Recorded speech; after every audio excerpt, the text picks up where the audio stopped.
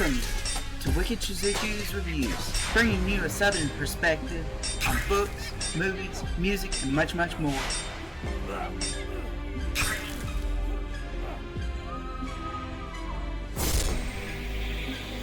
Stick around for a while, you just might hear something wicked.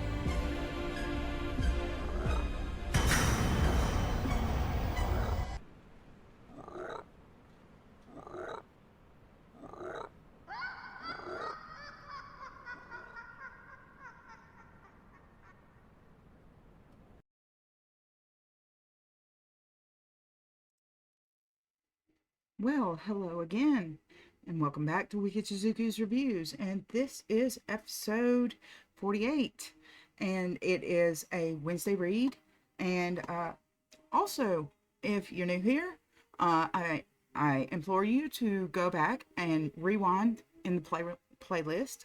You will be able to see that every playlist corresponds with a day of the week. One is Monday to Tuesday, and so on and so forth. And I'm bringing you 22 reads over this whole season, and the season will be finished when the last page is read. So, throughout the episodes, you will be able to see the schedule screen, or you will be able to see that in the in my Substack at Samantha Tollison at Substack.com. Also, thank you to the subscribers over on Substack and everything. However, big update there is that I got denied for the payment plan through Stripe. So I don't know what's going on there. I have appealed twice and they have denied twice. So I'm not able to monetize through Stripe at all. So if your refunds come back to you, there you go. Thank you. I do appreciate it. Let's see. So we are continuing with Wednesday reads, and to this episode, I will be going through the Aeneid of Virgil, and we are picking up with Book 5, The Funeral Games for Anchises.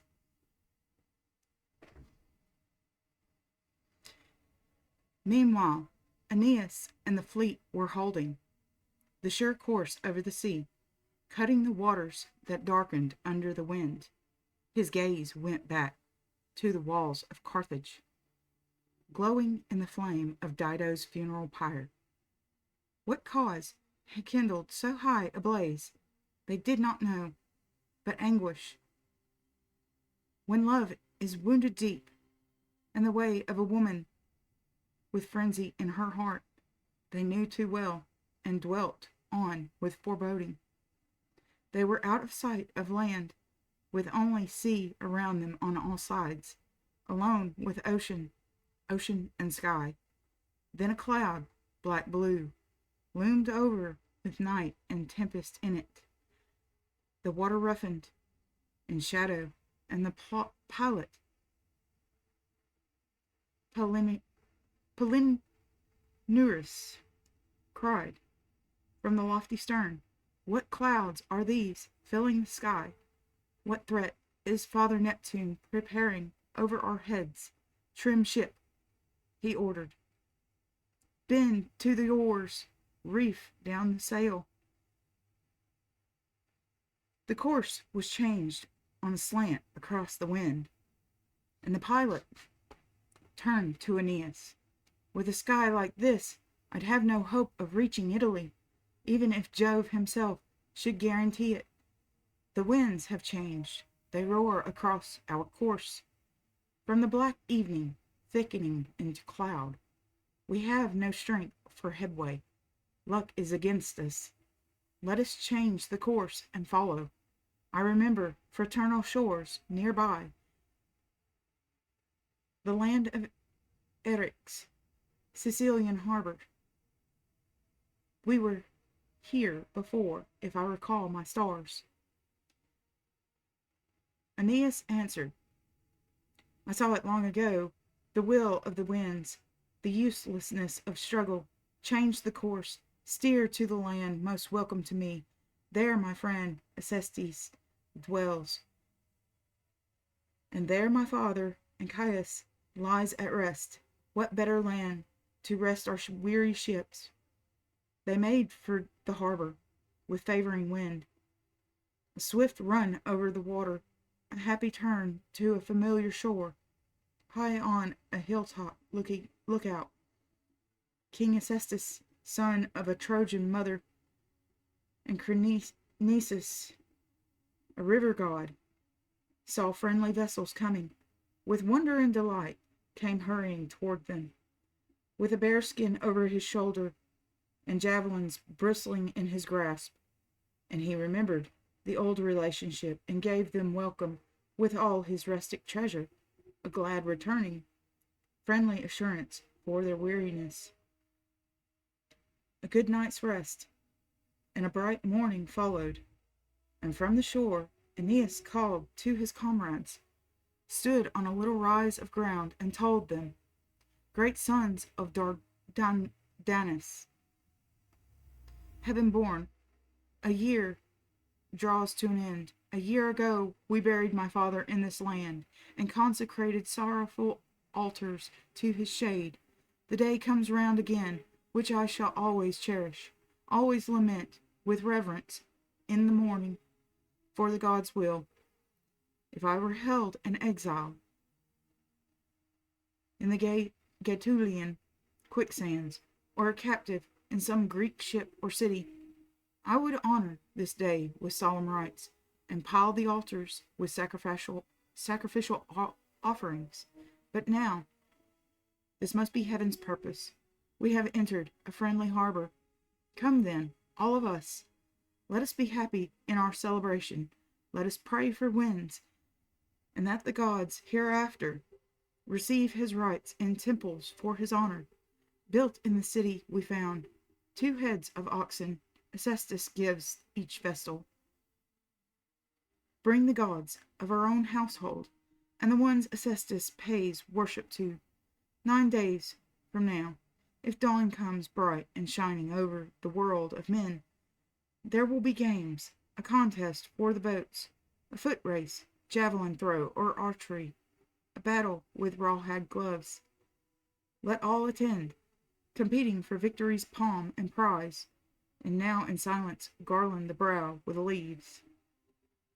He bound his temples with Venus's myrtle, and the others followed, Acestes, Hymeneus, and young Iülus, and the other lads, and Aeneas. From the meeting moved to Anchises' tomb, and many thousands came thronging there. He poured libation, duly bowls of pure wine and milk and victim blood, and strewed bright flowers, praying, Holy Father, hail! Once again, hail! Once again, O ashes regained in vain! Hail, holy shade and spirit! Hail, from a sun destined to seek alone the fated fields, Italian soil alone, to seek whatever it is, Ausonian Tiber.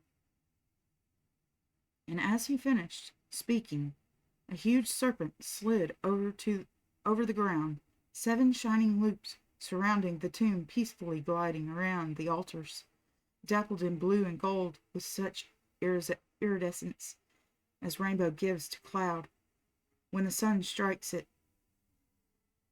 Aeneas stood amazed, and the great serpent crawled to the bowls and cups, tasted the offerings, and slid again, without a hint of menace, under the altar stone, intent. Aeneas resumed the rites. The serpent might have been, for all he knew, the guardian of the altar, or some familiar spirit of Anchises. 2 sheep he sacrificed, 2 swine, 2 heifers, poured wine, invoked the spirit of his father, and the shade loosed from Arsharon. His comrades also bring gifts, whatever they can, slay bullocks, load altars high, others prepare the kettles, sprawl on the greenwood, keep the live coals glowing under the roasting spits, and the meat turning. And the day came the ninth they had awaited with eagerness bright and clear, and the crowd gathered under Acestes' sanction. They were eager to see the Trojans, or to join the contests. There were the prizes, tripods, and green garlands, and palms for the winners, armor, crimson garments, talents of silver and gold, and a trumpet heralds the start of the games. For the first contest, 4 ships are entered, heavy oared, and chosen. The pick of the fleet. Menestheus is one captain, his ship the dragon, and his crew is eager. Later, Memmian Lon will call him father. Gaius commands the big Chimaeria, a vessel huge as a town. It takes 3 tiers of oarsmen to keep her moving. Then there is the Sergestus riding the centaur, and the sea blue Cilia. Cloanthus leads. The Sergian house at Rome descends from one, Cluinthians from the other. Far out in the water, facing the foaming shores, there lies a rock, which the swollen waves beat over on stormy days when the gales blot out the stars. But quiet in calm weather, a level landing for the sun-loving seagulls. Here Aeneid sets a green bough of holm oak as a signal to mark the turning point. To this the sailors must row and then turn and double back. The places are chosen by lot. The captains are set off.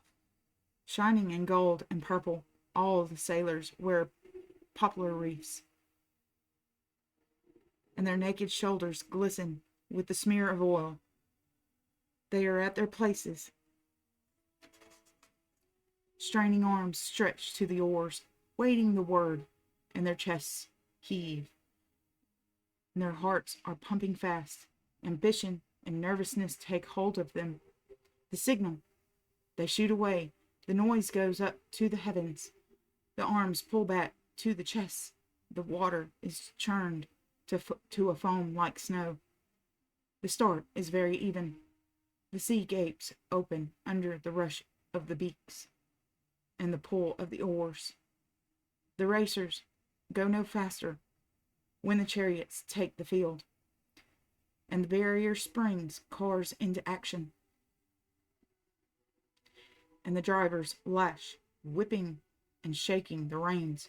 Applause and shouting, volley and ring, and shrill excitement rises from some with the bets on the issue. All the woodland resounds. The shores are loud, and the beaten hillside sends back the uproar. Gaius beats the others in the rush of the starting sprint. Cloanthus follows with a better crew, but a slower, heavier vessel.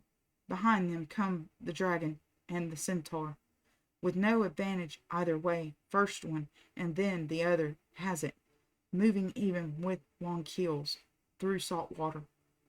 And the leader has almost reached the rock, the turn that Gaius, the captain, yelling loudly at his pilot. Menoetes, what the hell? Why are you steering so far off to the right? Bring her in closer. This way. Let the oars just miss the rocks. Hug the shore. Cut her close here on the left. Let the other fellows stay out as far as they like. Menoetes, though, feared unseen rocks and made for open water. Why so far off the course? The rock. Menoetes,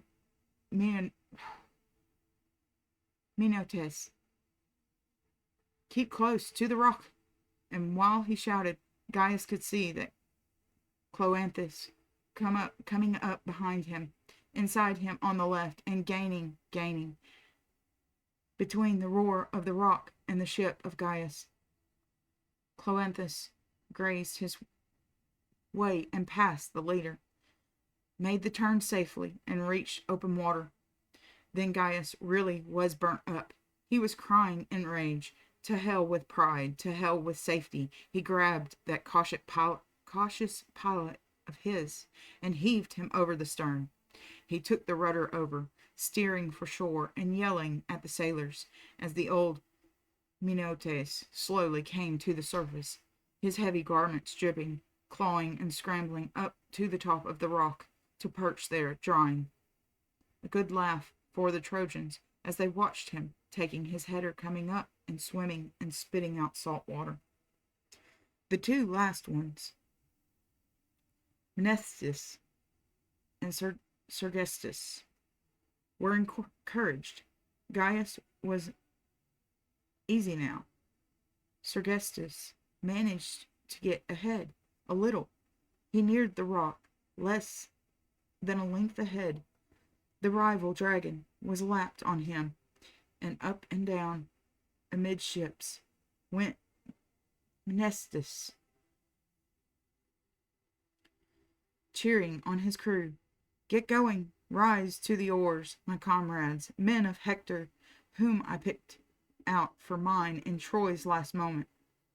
Show the old spirit and the nerve that took us through the Gaetulian sands, Ionian waters, off Cape Maleo. We can't hope to win it like Neptune. Let Neptune look to that. Maybe, at least, whatever we do, don't come in last. We could not bear any such disgrace. They did their utmost, straining with all their might, the bronze deck shaking under the effort, and the quiet ocean steamed under and past them. Arms and legs were weary, wobbly, shaking. Breath came hard. They gulped and gasped for air, and sweat ran down in rivers, and they had some luck. Sergestus, out of his sense, drove in too close and piled up on the rock, which almost bounced as he hit there, and the oars were sheared away, and the bow hung up, and the sailors, shouting like mad, pushed hard with pikes or boat hooks, or the wreck of the oars to shove them off, and Mnestheus, easier now, and with exalted spirit from this very victory, with a prayer to the winds and the oars' swift drive, was running down hill waters over the open ocean as a dove suddenly started out of her nest in a cavern where the young brood waits, wings to the fields in fright, flapping on anxious pinions, and recovers and skims down peaceful air, with never a motion of wing in the lifting air. So Mnestheus sped, so sped the dragon, racing home, and the sweep of her own speed made a wind. She passed Sergestus, struggling, rock-bound, in shallow water, howling for help in vain, and learning how to manage a boat when the oars are broken. She overhauled Gaius in the Chimera, wallowing heavy, without a pilot. Only Cloanthus was left. They were after him with all their might. The clamor rose twice as loud. They were cheering the pursuer, and the sky was crash of shouting. On the Cilia, they would give their lives to hold their place. They have won it. The glory and honor are theirs already, almost, and Mnestheus' men take courage from their nearness. They can because they think they can. They would have, perhaps, or tied at least, had not Cloanthus taken to prayer. Gods of the seas, whose water I skim, whose empire lifts me up, I gladly promise you sacrifice. a snow-white bullock at altars on this shore, and wine for the ocean, and the entrails flung to the flood. Under the waves, the Nereids heard him. Porcus, Panopea, the maiden, and Portunus, the big-handed, boosted him on his way. Swifter than an arrow, swifter than wind, the ship swept into the harbor. The herald's cry proclaimed Cloanthus victor, when all were summoned, and Anchises' son put the green bay leaf on his temples, silver and wine for the ships, a steer for each. The captains have special prizes. The winner has a mantle woven with gold, and a double seam of crimson, with a story in the texture. Ganymede, hunting on Ida, breathless, tossing darts, and racing after the deer, and caught and carried in the talons of Jove's eagle, soaring skyward, while the boy's old guardians reached their hands up vainly, and the hounds set up a cry. Mnestis, second, has a coat of mail with triple links of gold, a trophy of Demoleos. Aeneas had beaten him at Troy by Simois river, and taken the armor, glory and guard in battle. The servants, Sagaris and Phygeus, hardly can lift it up, but when Demoleos wore it, he could go full speed after the flying Trojans. The third afterward is a pair of brazen cauldrons and bowls embossed in silver. They had their prizes and went their way, proud of their wealth and shining, with foreheads garland. When with much effort scraped off the rock, oars lost, and one bank crippled. Here came Sergestus, but of jeering laughter, like a snake with a broken back, which a wagon wheel runs over on the road, or a traveler smashes with the weight of a stone, and crushed it writhes and struggles, looping the coils, and half of it is angry, with fiery eyes and hissing mouth, and half keeps dragging back the rest, and doubles over on useless muscles, powerless.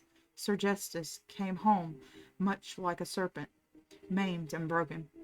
But the sail went bravely up as they made the harbor, and Aeneas kept his promise to the captain, glad for the ship's return and the safe sailors.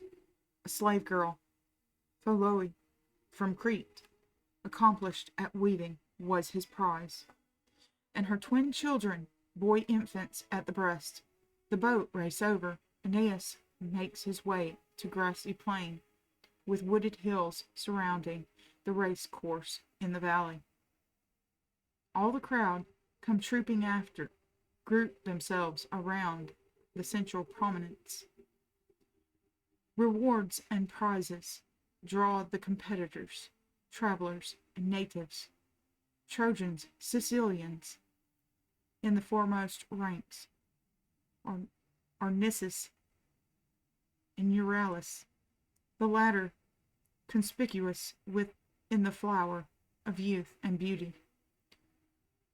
When Nissus follows with entire devotion, Diores of the royal house of Priam was ready. Celeus, an Arcanian patron, Tegan born, and 2 Sicilians, Panopes, Pelemus, trained to the forests, companions of Cestus, and many others whose fame by now the darkness hides. Aeneas speaks to their hope. No one goes unrewarded. To each I give 2 Cretan arrows, gleaming with polished steel, and a double-bitted axe, embossed with silver. Everybody wins these prizes, but the first 3 runners also shall wear the wreath of olive, and the winner ride home a horse equipped with splendid trappings. For second place, an Amazonian quiver with Thracian arrows, a broad belt of gold with a jeweled buckle, and this Argive helmet for the one who comes in third. They take their places,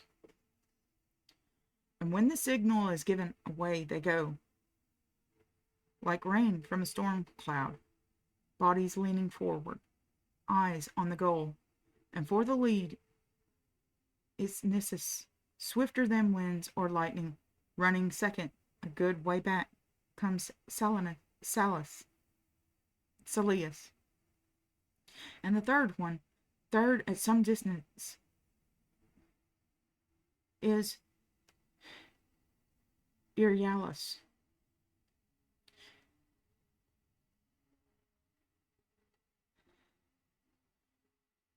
Helymus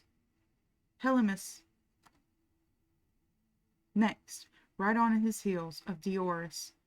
There's a little crowding there, the course too narrow. Diores, full of run, is in a pocket. He can't get through. The race is almost over. Their breath comes hard. They are almost at the finish. There is a pool of blood on the ground where the slain bullocks fell in the sacrifice, a slippery puddle, red on green ground, and Nissus does not see it.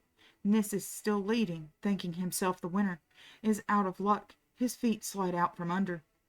He wobbles, totters, recovers himself a little, slips, and goes forward in a beautiful header through blood and mud. But he keeps his wits about him, does not forget his friend Euryalus, rising, and the sort of accidentally on purpose gets in the way of Salius and spills him. A cartwheel head over heels on the flying sand. Euryalus flashes past, an easy winner, thanks to his friend's assistance, and they cheer him. Helymus second, and third Diores.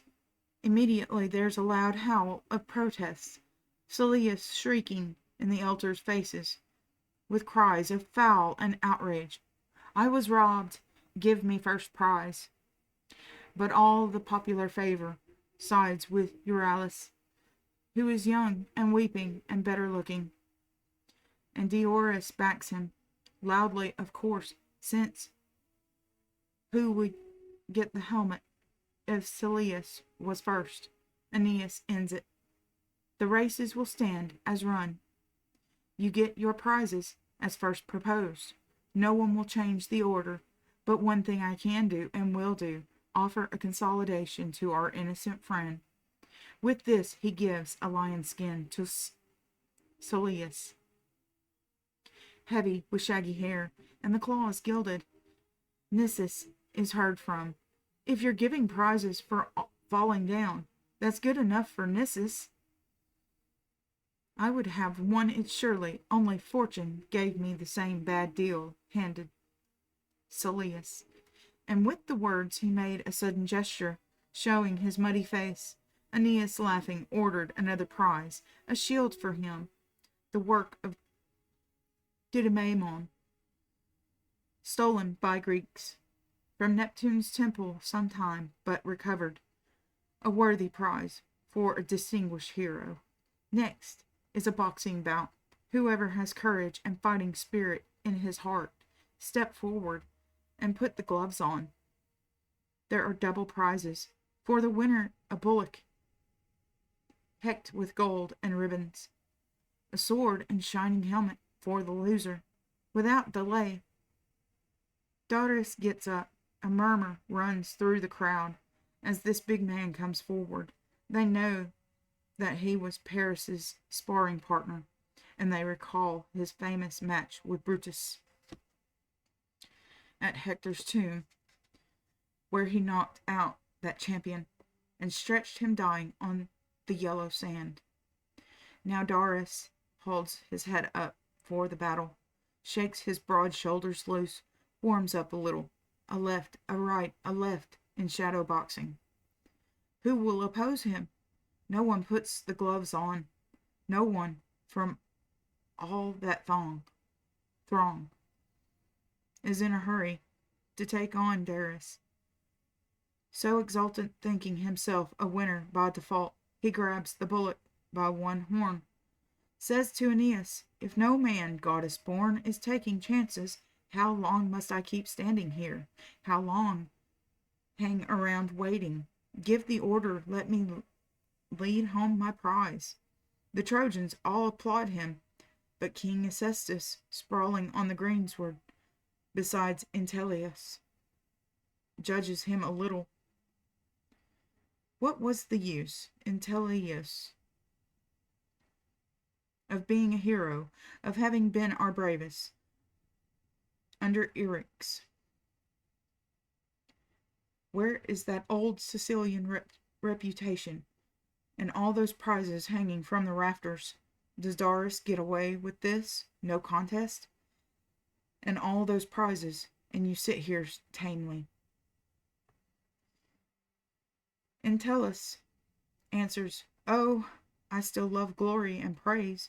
There's nothing the matter with my courage, but I'm too old. The blood is slow and colder, the strength not what it used to be. That bragger has one thing, youth, and how he revels in it. If I had what he has, I'd not need prizes, bullocks or helmets either, to get me fighting." From somewhere he produced the gloves of Eryx and tossed them into the ring, all stiff and heavy, 7 layers of hide, and insewn lead and iron. The people stand amazed, and Darius shudders, wanting no part of gloves like these.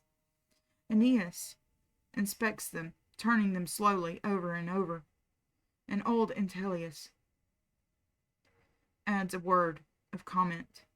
"Why, these are nothing. What if you had seen the gloves of Hercules? He used to fight here. These are the gloves that Eryx wore against him. You can still see the blood and a splash of brains that stained them long ago.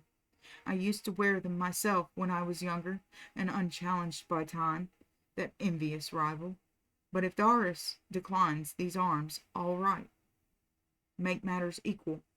Don't be afraid. I wave the gloves of Eryx. You put the Trojan gloves aside, Aeneas. I will see fair play. Acestus be my second." He throws the double cloak from off his shoulders, strips down to the great limbs, great bones, great muscles, a giant in the ring. Aeneas brings them matched pairs of gloves. They take their stand, each rising on the balls of their feet, their arms upraised and rolling, their heads back from the punch. They spar, they lead, they watch for openings. Darius, much the younger, is much the better in footwork. Old Entellus has to rely on strength. His knees are shaky, the wind not what it was. They throw their punches, and many miss, and some, with a solid thump, land on the ribs or chests, temples, and ears.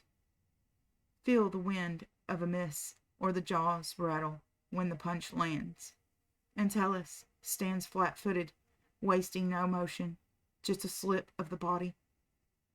The watchful eyes alert, and Darius fainting like one who artfully attacks a city, tries this approach, then that, dancing around him in varied vain attack. Entellus, rising, draws back his right. In fact, he telegraphs it. And Darius, seeing it coming, slips aside. Entellus lands on nothing but the wind, and thrown off balance, heavily comes down, flat on his face, as falls on Erymanthus, a thunder-smitten oak, and so on, and so on. Roaring, the Trojans and Sicilians both rise to their feet. The noise goes up to heaven. Acestus rushes in to raise his comrade in pity and sorrow. But that old-time fighter is not slowed down a bit, nor made more wary. His rage is terrible, and his shame awakens a consciousness of strength. He chases Darius all over the ring, left, right, left, right. The punches rattle like hailstones on a roof. He batters Darius, spins him halfway around with one hand, clouts him straight with the other again. At last, Aeneid steps in and stops it, with a word of comfort for the exhausted Darius. Luckless fellow, yield to the god. What madness blinds your vision to strength beyond your own? They rescue Darius and drag him to the ships, with his knees caving, head rolling to the side, spitting out blood and teeth. He hardly sees the sword and helmet. They leave the palm and bullet for Entellus, who, in the pride of victory, cries aloud, "Look, goddess-born, watch, Trojans, and discover two things: how strong I was when I was younger, and what a death you've kept away from Darius." And with the word he faced his prize. The bullock drew back his right hand, poised it, sent it smashing between the horns, shattering the skull and splashing brains on the bones, as the great beast came down, lifeless. This life a better one than Darius, Eryx, I vow as a sacrifice, and so, victorious, retire, and lay aside the gloves forever. Next comes an archery contest. Aeneas offers prizes and summons. On Serestus' vessel, the mast is raised, and from its top a cord, with a fluttering dove bound to it as the mark. 4 enter. A bronze helmet takes the lots.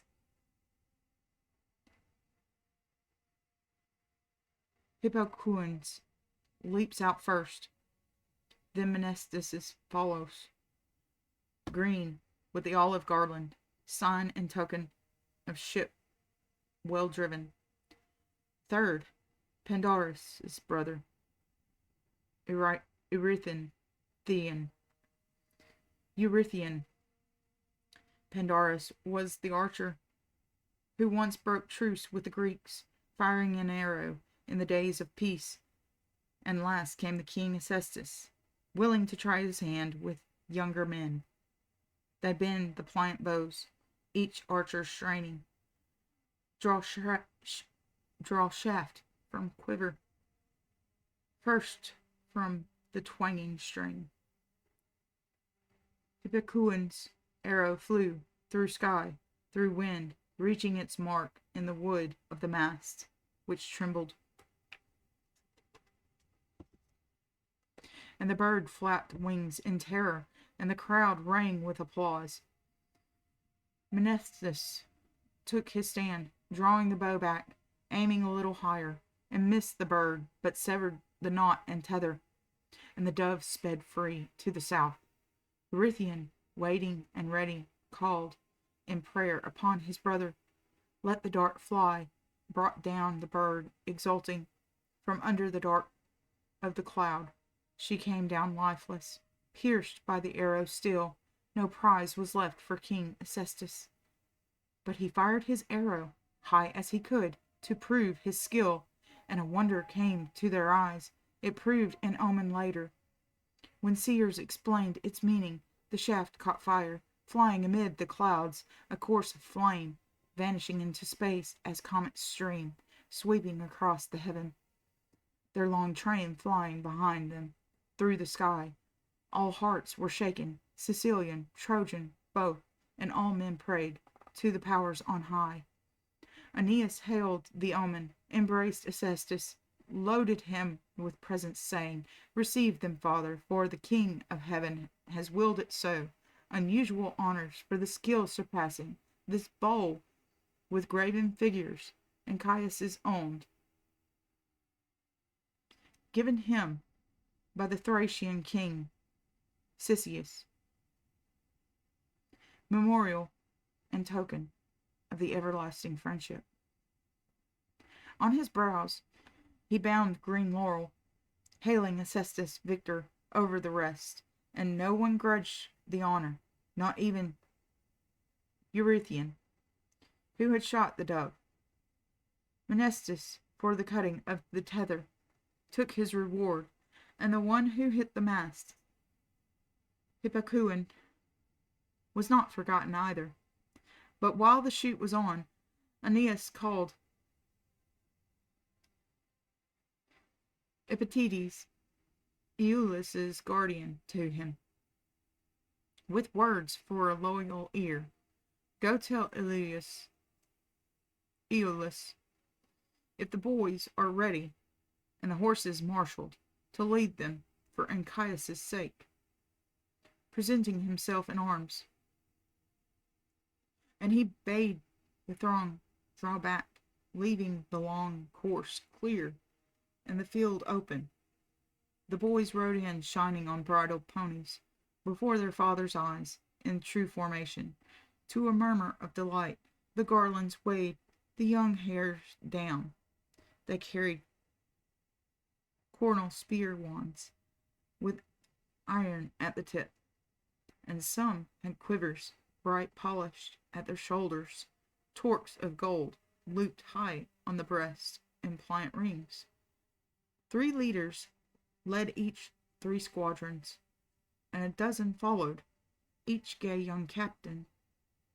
One of them was Priam, son of Polides, and King Priam's grandson, on a piebald Thracian, white of brow and fetlock.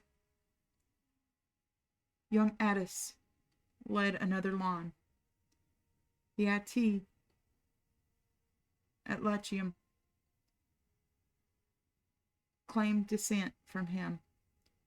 Young Attis, Aeolus's special friend, and last, most handsome, Aeolus rode a Carthaginian courser, Queen Dido's gift. Sicilian horses carried the other riders, who rode up to the cheering shout. As they heard the sound, and the fond welcome of crowds that saw the fathers and the children, they rode full circle once, and then a signal, a crack of the whip, was given, and they parted into 3 groups, went galloping off, recalled, wheeled, made mock charge, with lances at the ready, made march and counter march, troops intermingled with troops, to right and left, in mimic battle, mimic retreat, and mimic peace, a course confusing as the labyrinth in Crete, whose paths run through blind walls, where craft has hidden 1,000 wandering ways. Mistaken error, threading insoluble mazes. So the children, the sons of Troy, wove in and out, in conflict, in flight, and sport, as happy as dolphins leaping through the Carpathian waters. This was a custom, as Cantius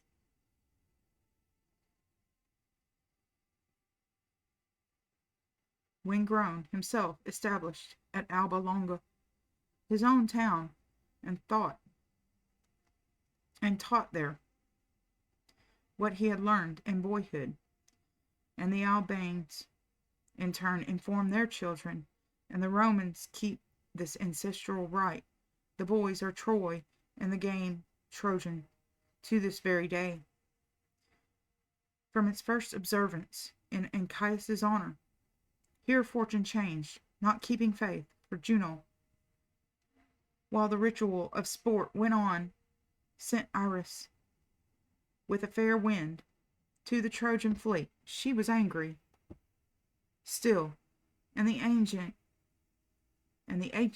grudge unsatisfied, and Iris over her 1,000-colored rainbow ran her swift path unseen, beheld the crowd, surveyed the shore, harbor and fleet deserted, while far off on the lonely coast the women mourned for Anchises' loss, weeping and watching the unfathomable deep. For weary people, alas, how much remains of shoal and ocean.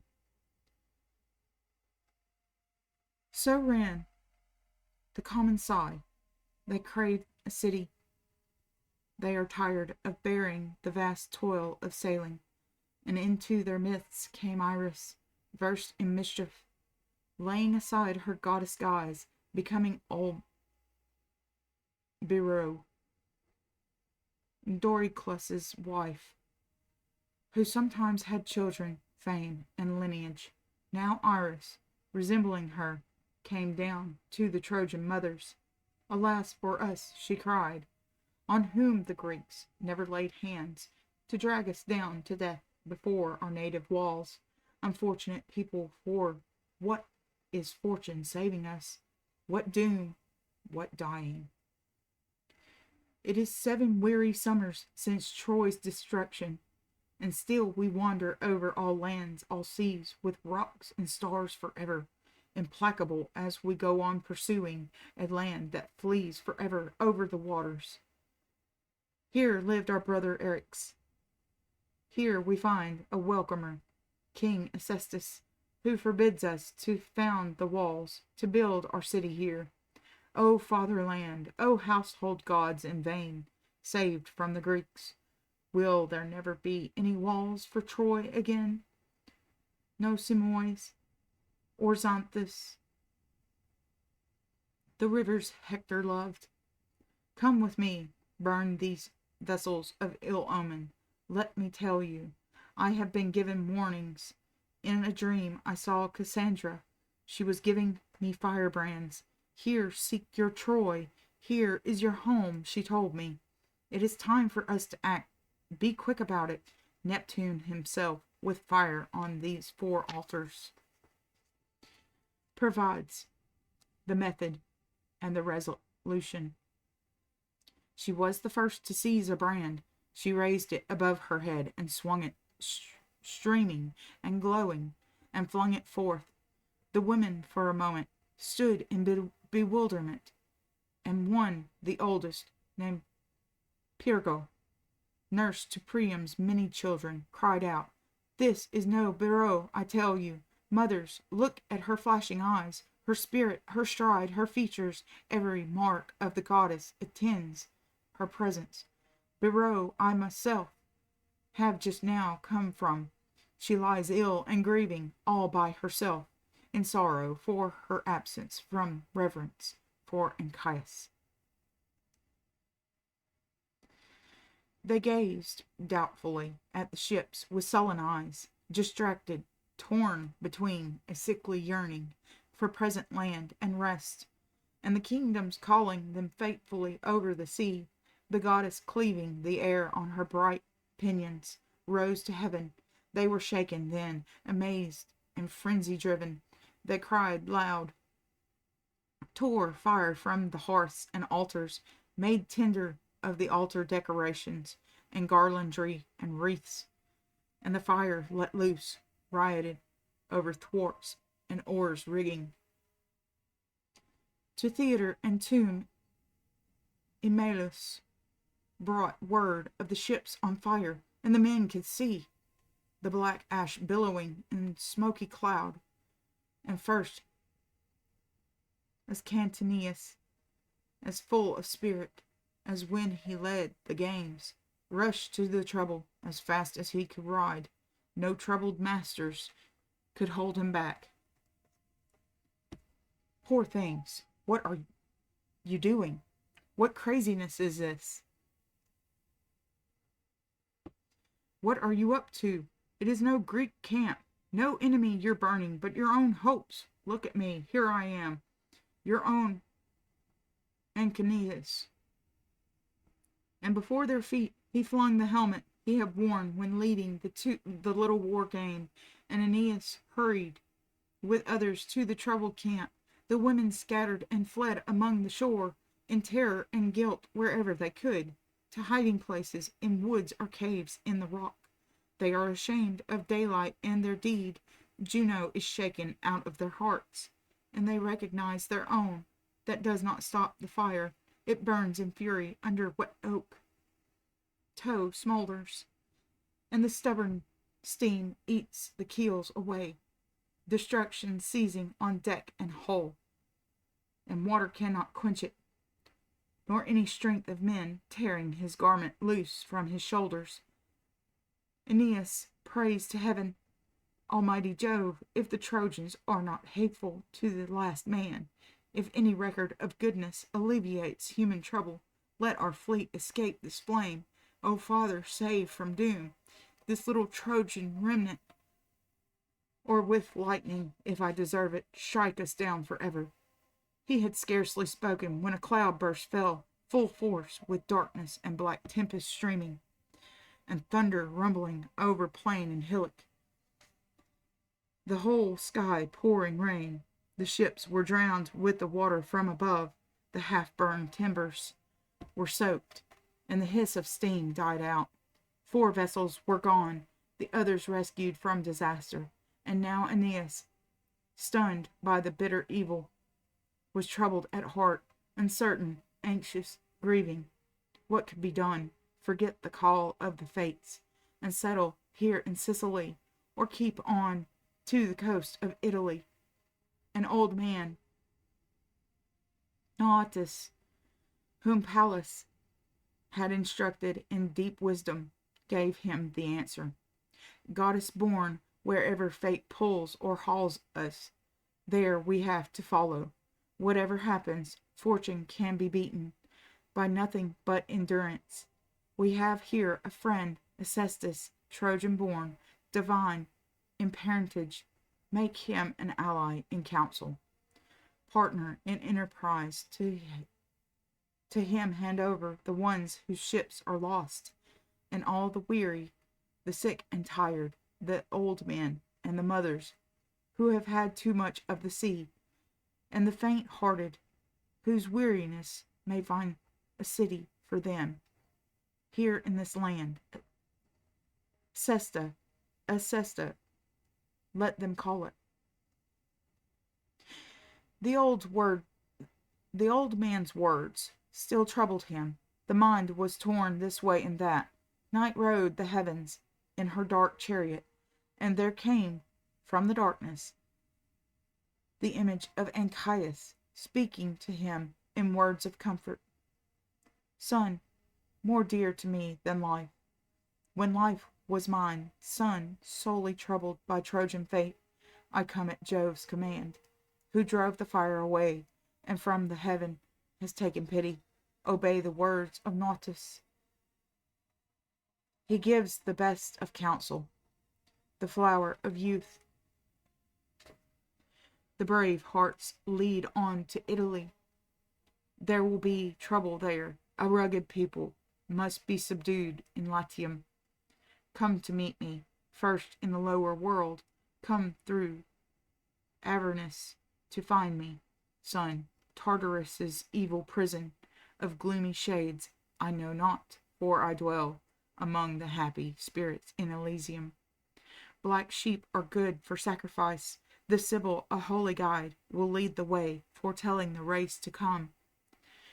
The given walls, farewell, my son. The dewy night is almost over. I feel the breath of morning's cruel horses.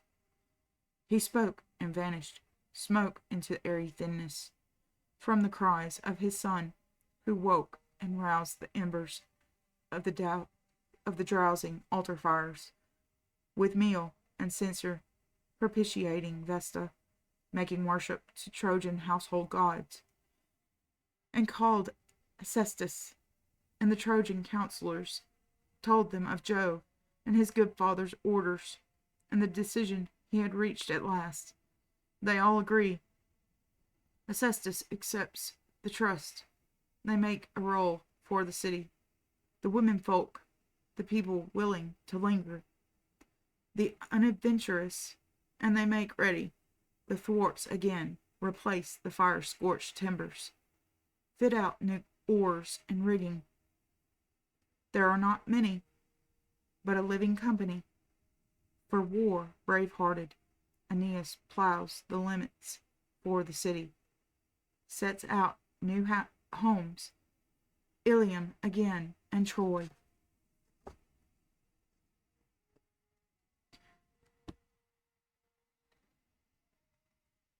A kingdom welcome to Acestus, senate and courts and laws established, and a shrine high on the crest of Eryx is given Venus, near the high stars, and a priest assigned as warden to the wide boundaries of Anchises' grove. 9 days they hold farewells, one tribe together for the last time, with honor at the altars. And seas are calm, and winds go down, and the whisper of a little breeze calls to the sail. The shore hears a great wail arise. They cling to each other all through the night and day, even the mothers and the weary men, to whom the face of the sea once again seems so cruel, and its very name, a menacing monster, want to go now, willing for all the toil of exile. These Aeneas comforts with friendly words, and bids Acestus to be their good brother. Then he slays to Eryx 3 bullocks and a lamb to the gods of storm cloud. It is time to loose the cables. At the bow he stands, his temples garlanded with olive, makes to the sea libation of wine and entrails, and the wind comes up astern, and they sweep the waters in a happy rivalry. But meanwhile, Venus, driven by worry, went to Neptune, pouring complaints from a full heart. Neptune, the anger of Juno, her insatiable vengeance, which neither time nor any goodness softens, drives me to humble prayer. She never weakens for Jove's command, nor the orders of the fates. It is not enough for her that the Trojan city is quite consumed by hatred, and the remnants of that poor town harried all over the world.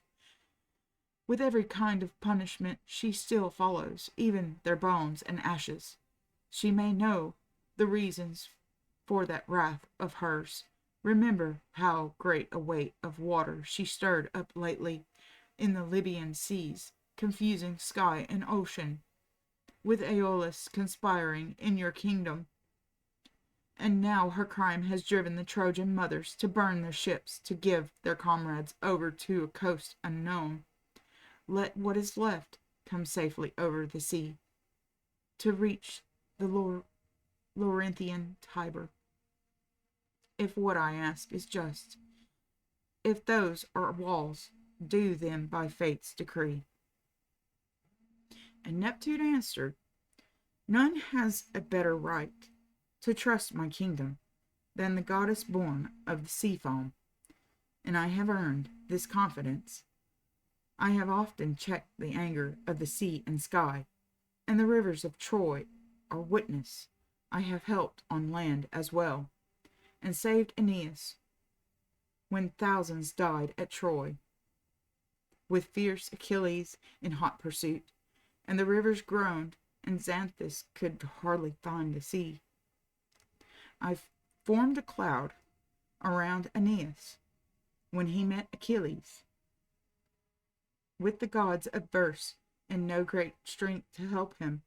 I rescued him in spite of my own anger at the perjury of Troy, in spite of my own passion to raise the walls I have built. Now too my purpose remains. Have done with fear, he will reach in safety the haven of Avernus. The prayer is granted. Let one be lost in the flood, one life alone be given for the many. This comfort given to bring the goddess joy, he yoked his horses, gold bridle, foaming bit, and sent them flying with the lightest touch of the reins, skimming the surface in the bright blue car. and the waves went down. The axle subdued the swell of the wave, and storm clouds melted to nothing in the sky, and his attendants followed along. Great whales, the ancient Glaucus, Palamon, Palamon, Palamon, Ino's son, and the rushing Tritons, and the army of Phorcus, Melite, and Thetis, watching the left, and the maiden, Panopea, Samodose, and Thalia, and Spio, so that Aeneas, in his turn, was happy. Less anxious at heart, the masts were raised, and sail stretched from the halyards. Right and left they bend the canvas to fair winds. At the head of the fleet rides Palinurus, and the others follow, as ordered, close behind him. Dewy night has reached mid-heaven, while the sailors, sleeping, relax on the hard benches under the oars. All calm, all quiet, and the god of sleep, parting the shadowy air, comes gently down, looking for Palinurus, bringing him, a guiltless man, ill-omened dreams. He settles on the high stern, a god disguised as a man, speaking Phoebus' guise. O Palinurus, the fleet rides smoothly in the even weather. The hour is given for rest. Lay down the head, rest the tired eyes from toil. I will take over a little while. But Palinurus, barely lifting his eyes, made answer, trust the waves, however quiet, trust the peaceful ocean. Put faith in such a monster, never. I have been too often fooled by the clear stars to trust Aeneas to their faithless keeping. And so he clung to the tiller, never loosed his hand from the wood, his eyes from the fair heaven. But lo! The god over his temples shook, a bow that dripped with dew from Lethe, seeped with Stygian magic, so the sweeping eyes, against his effort close, blink open, close again, and slumber takes the drowsy limbs. Bending above him, leaning over, the god shoves him, and clinging to the tiller, calling his comrades vainly into the clear waves. And the god is done like a bird to the clear air, and the fleet is going safely over its journey, as Neptune promised. But the rocks were near, the siren cliffs, most perilous of old, white with the bone of many mariners, loud with their hoarse eternal warning sound. Aeneas starts from sleep, aware somehow of a lost pilot and a vessel drifting. Himself takes over guidance, with a sigh and heartache for a friend's mishap. Alas, too trustful in the calm sea and sky. O Palinurus, on an unknown shore you will be lying naked. And that was the end of Book 5 of the Aeneid. And next time we shall visit the Aeneid, we will be covering Book 6, The Lower World. So, I really hope you enjoyed this, and if you did so, would you please like, subscribe, and share so that other people might be able to listen to these books being read, and I would really appreciate it. If you have any questions, I will answer them down in the comments section as quickly as possible, and I hope you all have a good evening. See you next time.